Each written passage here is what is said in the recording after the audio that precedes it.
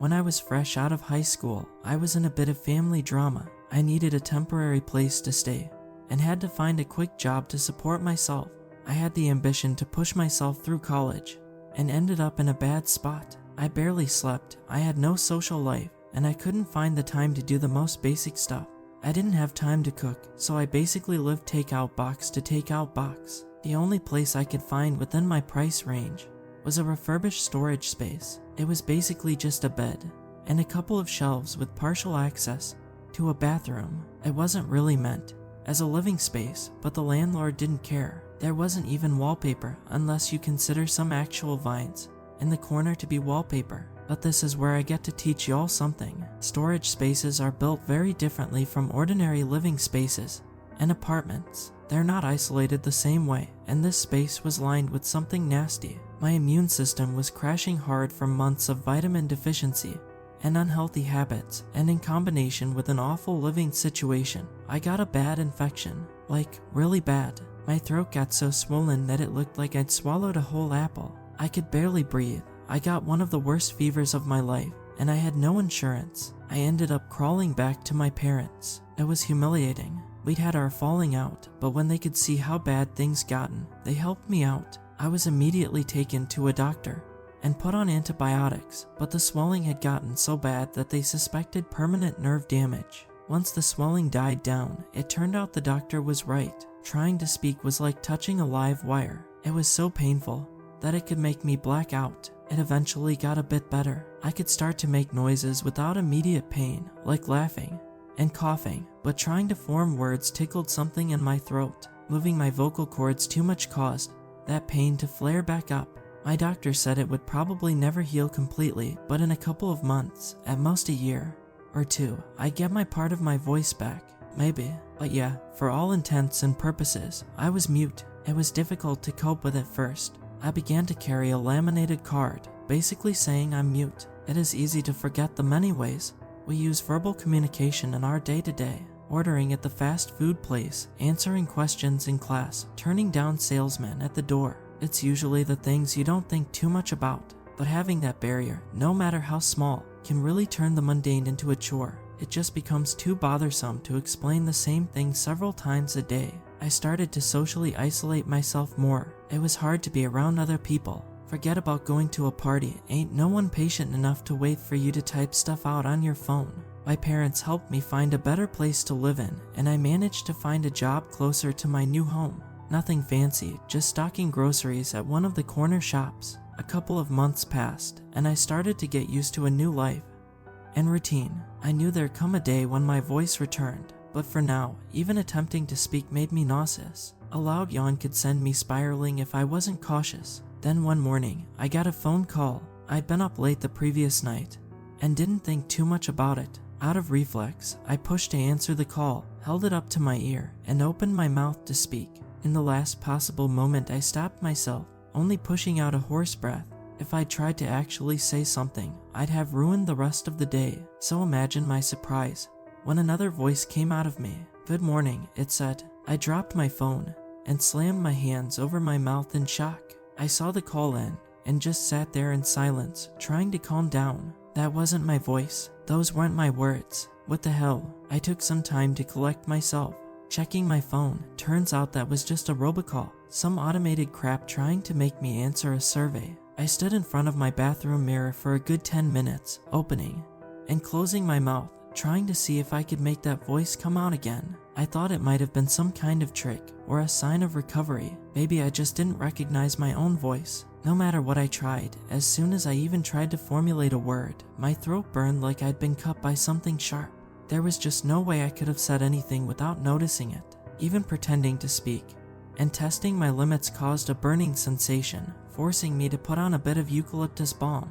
I went on with my day, but that moment kept coming back to me. It wasn't imagined, but it wasn't me either. At one point, I thought it might have come from the phone, but that didn't make sense to me. The simple fact was that it came from me. Somehow, I got back home from my shift, had a hot shower, and parked myself in front of a Netflix show. That show about social media people tricking one another. I have a soft spot for reality shows. It was this big dramatical reveal of a member of the team getting kicked off at the end of the episode, and I audibly gasped, almost choking on my takeout ramen. Then it happened again, a light tickle at the bottom of my throat, and the voice came back. Scandalous, it muttered, all without my lips moving. I felt it much clearer now. It wasn't me forming those words, they were coming up from my throat on their own. My mouth was wide open, I wasn't shaping any vowels or consonants. I just sat there for a moment, my heart skipping a beat. I was scared to move, as if that might prompt it to reappear. I remember wondering over and over what the hell it was, and finally I mouthed the silent question, "Are you still there?" And to that, a vocal answer crept back up, slithering out of me. Yes, I stood up and wandered about the room. 100 questions went through my mind, but none of them were answered. My thoughts had to linger on that final yes and the implications. There was me, and there was a you, something different from me, using me. Even then, and there, in the comfort of my own space, I felt watched. As I went to bed that night, I had trouble relaxing. I had this recurring thought that whatever was resting inside of me was just waiting for a chance to do something. It felt sinister, a presence forced upon me. I probably scrolled through my socials for at least an hour and a half before I fell asleep with the screen still facing me. Somewhere in the black of the night, I woke up. It wasn't sudden, just my eyes slowly opening. The sun hadn't broken through my window yet, and I could tell I'd only been asleep for a couple hours. There were no cars going by on the streets outside, and no neighbors stomping around. But there was a noise. It took me a couple of seconds to realize that it was coming from me, a hushed voice whispering into the dark. It was barely audible, but it was coming from my mouth. I tried to look down, but all I could see was my shivering upper lip. "You have been given so many gifts," I caught it saying, "to spoil and squander and wither, idle children feasting on crumbs of gold. Mother, unbirth me, find me unwanting, undeserving, unsullied." When I finally realized what was going on, I shot out of bed and sprinted to the bathroom. I was frustrated and scared to the point that I wanted to scream and cry, but all that came out were these weird hulking noises, and with every awkward breath, I could hear something in the space between. No, awful, grim. Finally, I just snapped. I forced myself to scream. Even at my greatest effort, it wasn't loud, but it was enough. Little specks of blood spattered on the wall. The scream triggered such an intense shock of pain that it left me squirming on the bathroom floor, gasping for air.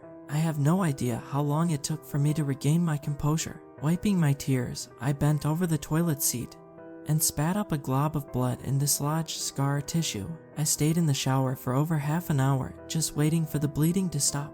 I'd set back my recovery weeks, maybe months. But hey, at least the voice was gone. Perhaps it needed some part of me to speak, a part that I damaged. I had a few spots of blood on my pillow the next day. I'd barely slept. Still, I dragged myself to work. I tried my best to keep out of the spotlight, get a quick nap on my lunch hour, and keep to myself. I didn't want to try and explain what I was experiencing. I had tried to type out a message for my parents, but there was no way they wouldn't overreact.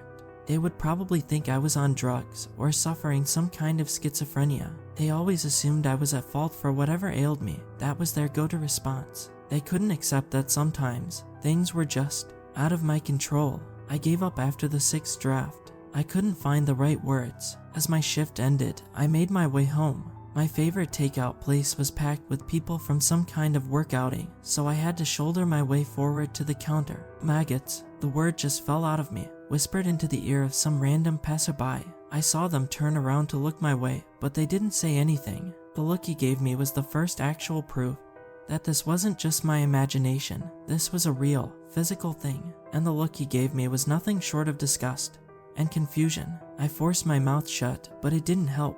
I could feel the air push out of my nose as another sentence reverberated in my mouth. Damn them all. I stopped a few feet from the counter as I took notice of people turning my way. I tried to hold it back, holding my breath, but little puffs of air made my cheeks expand like a chipmunk. When I finally let go, it was just a non-stop barrage of word salad pouring out of me.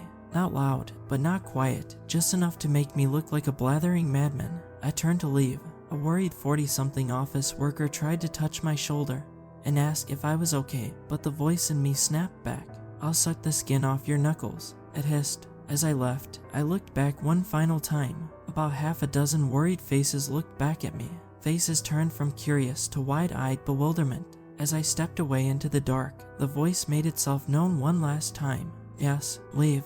make us lonesome. Coming back home, I positioned myself in front of my mirror. I didn't even take my coat off. I just took out my phone, held it up, and opened my mouth. I wasn't going to let it use me. I wanted it on camera. I needed something to prove I wasn't delusional. I tried to coax it, to ask it questions in my head. I tried to make it come forward, but nothing seemed to work. I must have stood there for a good half hour, until my jaw started hurting. Not a single peep or noise. It was just me staring at my own teeth in silence. I was so goddamn frustrated. I wanted to scream and shout, but I couldn't. I ended up throwing the mug with my toothbrush across the room, shattering it against the hallway wall. All I managed to get out was a couple of grunts, and even that burned my throat like I was licking a welding torch. Leaving the bathroom, I kneeled to scoop up the mud pieces. As soon as my knees touched the floor, a gleeful little whisper escaped me. "I won't dance to your tune, puppet," it chuckled. "Stay on your knees." I bit my tongue. I was so frustrated I could cry. That night, as I lay down to sleep, I could feel the voice just inches away. There was a little push in my stomach every time it was about to speak, and I felt that push all night long. It was always just a breath away, but the words didn't come. But as I finally closed my eyes and yawned, it returned. "You need to submit." I gently shook my head, rustling my hair against the pillow. "You have to." And again, I shook my head. The tension in my chest remained, but nothing more came out. I hugged a pillow, made myself comfortable, and tried not to think about it. Moments later, it came back with a vengeance. My lungs pushed themselves empty, and a cramp crept up my spine. I rolled onto my back and felt my stomach force itself upward. My mouth opened, and I had this dreadful feeling. It felt like being trapped under ice, desperate for air. For a moment, nothing happened. I just hung there, my body tense and out of control. Then, a scream. It resembled a woman being murdered. Scream after scream after scream, begging for help, squealing in pain, crying. I couldn't stop it. I forced myself to roll over to try and block it with a pillow, but it didn't help.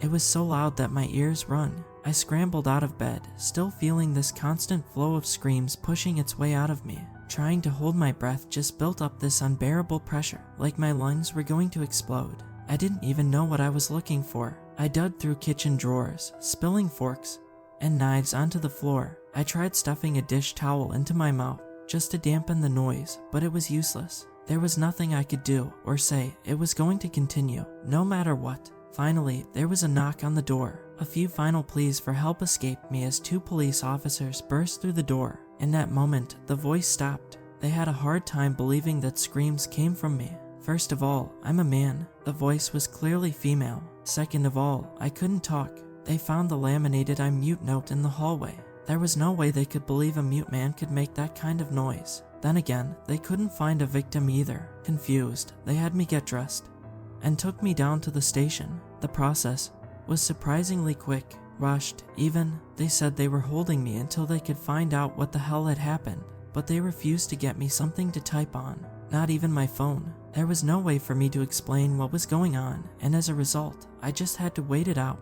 I spent the night in a holding cell, expecting every breath to taunt me. I shared that cell with another person. I have no idea what he was in for, but he had the look of someone who wasn't afraid to get violent. Something about his eyes said he was itching for a fight. He was easily 6'4", and his leg kept twitching. I tried to avoid eye contact, but as the hours passed, he was getting antsy. When he finally locked eyes on me, I knew it was going down. "Stop staring at me," he said. "I'll rip your eyes out." I looked away, but he didn't care. He was pacing back and forth, trying to provoke me, goading me into a reaction, calling me all kinds of awful names, accusing me of being something I wasn't, and doing something I did. He liked sitting there, checking me out. "Think you can take me?" I couldn't say anything, and that tingle inside me didn't either. I just sat there, but as he escalated, it quickly got physical. As he grabbed me by the collar and pulled me to my feet, I could feel his sour breath on my face. "Who's to say I don't put you the hell down, huh?" he said. "Get you before you get me." Maybe it needed me alive. Maybe it didn't want to see me beaten and bruised. Maybe it was a matter of control. 2 alpha creatures clashing, trying to outmaneuver one another. Either way, as I stared into this man's eyes, I felt something move. The words flowed out of me like venomous silk. A new voice, but from the same source as every other cursed word that it had forced upon me, nestled deep in the core of my stomach. "Why'd your brother stop crying, Simon?" He immediately let go, and his eyes went wide. His mouth hung open like he'd forgotten how to breathe. Simon, it continued. Simon, where is your brother? He backed away, his lips shivering. His hands retreated to his chest, like he was subconsciously hugging himself. Simon, you're scaring me, the voice pleaded. Simon, please. I have never seen a man this terrified before. There was no way to tell what he was going to do as he was forced into this primal flight or fight reaction. He pushed himself against the door and just started bawling. Slowly, it escalated into a horrified scream. This shrieking, childlike primate scream. He was unraveling in front of me, clawing to get away. A chuckle escaped me, and it grew into a laugh. I tried shaking my head, pointing at my throat, but nothing helped. For all intents and purposes, it was me doing this to him. There was no comfort in saying it wasn't. Not that I could if I wanted to. He was taken to another holding cell, and I spent the rest of my night alone, curled up in a corner, quiet, somewhere in the space between sleep and dream. I heard it again. I can't remember the exact words, but I remember what it tried to tell me, that it could be a friend, a great ally. It just needed me to acknowledge my position. I was a vessel, an honored and appreciated vessel, but no less an object, something likened to a king's crown or a bejeweled scepter. But I was to make no mistake. This thing, this being, could do perfectly fine without me. It could thrive, and it could make my life a living hell for as long as it wanted to, for as long as it needed to. I drifted in and out of sleep, tossing between struggling to keep my eyes closed to deep in a fever-like dream state. At one point, I remember forcing my eyes open to get out of a nightmare, only to see the entire room half flooded with water, dead flower petals bobbing up and down beneath the cold black waves, reaching all the way up to the edge of my sleep-paralyzed lips. On the other side of the room was a person wrapped in black seaweed, shivering. It didn't speak, but I knew what it sounded like. It knew that I knew, and that made it smile. Early the next morning, I was released. There was no reason to hold me, as there was no victim. They didn't have an explanation, and I couldn't give them one. They concluded that it simply couldn't have been me, and if it somehow it was, there was no victim. There was no crime. Walking home, I was in a daze. I was exhausted and broken. I didn't even notice the voice still talking to me. The whispers were kinder, little wishes reaching my ears. Small, sensible things. To go home and change, to have a proper breakfast, to brush my teeth. Things I would have done anyway. But doing what it asked, well, it felt right. But even, I couldn't be bothered to care anymore. I couldn't stop it. I couldn't fight it. There was no strength left in me, and I didn't want to live in that world of pain and constant conflict. It was so much easier to just say yes, and for some time, that's what I did. I barely remember what I did. I'd do absurd internet searches for obscure articles relating to anything from large investment groups to agricultural practices of growing sunflowers. I'd spend hours scrolling through profiles and pictures, making little notes with numbers that I didn't know the meaning of.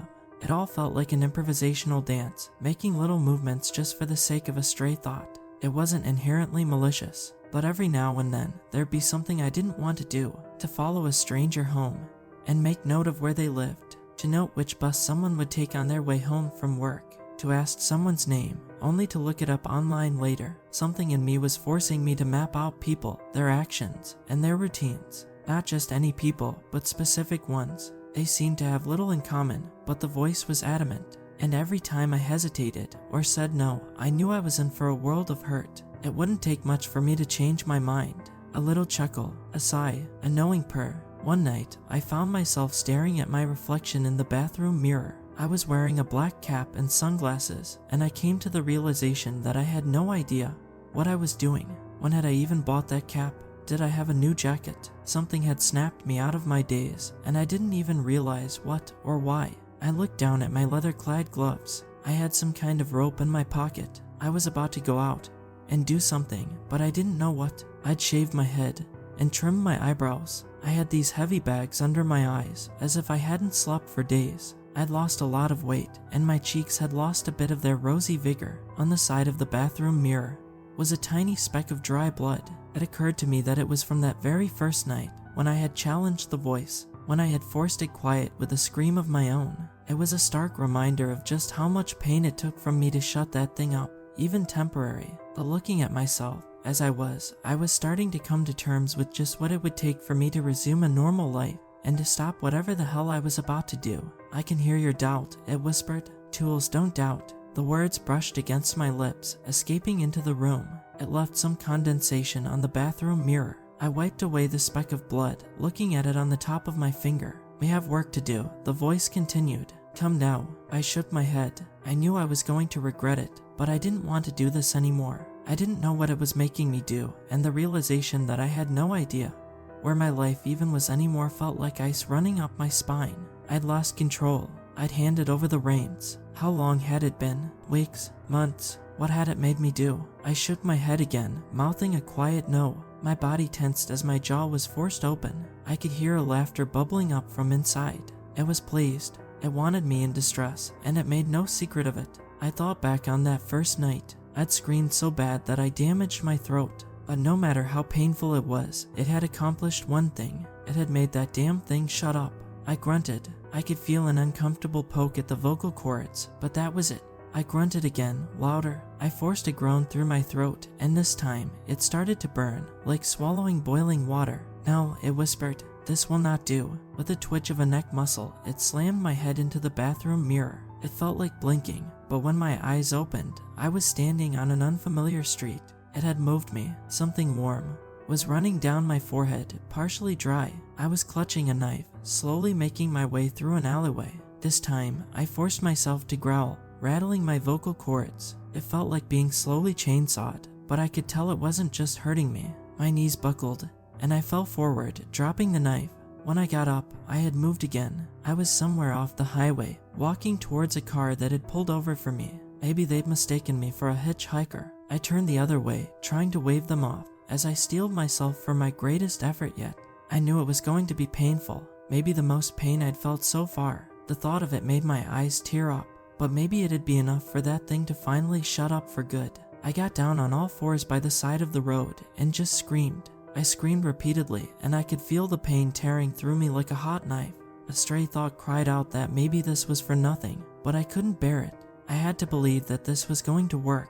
I kept screaming, over and over. The coughs bubbled up, and as I spat my blood on the asphalt, I could feel something tickling my throat. "Pointless," it whispered. "Useless." It was playing on my doubts, but I could hear that it was weaker. It was lying, convincing itself.